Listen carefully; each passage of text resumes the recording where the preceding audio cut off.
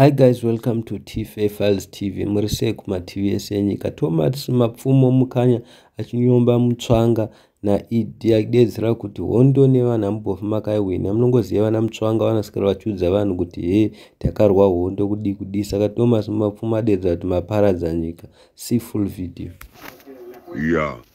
Mutsvangwa, hondo nevanhu ambofa makaiwina.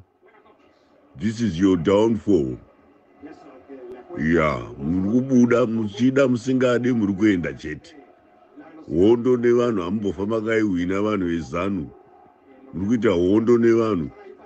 Chiridha chenyu chimbavha. Mnangagwa mbavha hombe. Iwewe Chris Mutsvangwa uchimira naMnangagwa mbavha. Hautombonyara. Muri kubira nyika yese mari. Muchiita zvamunoda nazvo vanhu vachishupika. Vana vari kuchema havana mabasa every day tikangotambira mafoni. Totambira mafoni evana vari kushupika kuZimbabwe. Haunyare murume mukuru wakaita sei iwewe.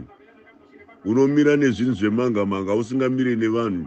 Chipati chenyu hachisi chipati chevanhu kwete. Hamusi vanhu vevanhu imi vana Chris Mutsvangwa imi.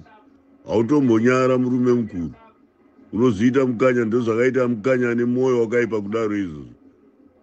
Munoita hondo nevanhu venyu, kurwisana nevanhu venyu just because of power. Kuda kutonga kwacho kwamusingagone 43 years pasina kana chamaita. Hapana kana chamakaita kwete. Vamwe vari kudevelopa dzimwe nyika dzavo, vana Hichilema vari kudevelopa Zambia iye zvinezviri. Imimi mato 200 years behind Zambia. Hamuna chamuri kuita kwete Mutsvangwa. Haikuda kunyepera vanhu. Zanu yekuita sei. Makabva kuhondo yako yakuzodzinyirira vanhu.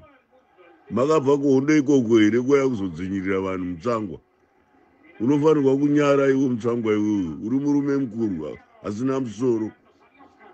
Vanhu vari kusafa because of your party. Haunyare here wakaita sei. Futsek.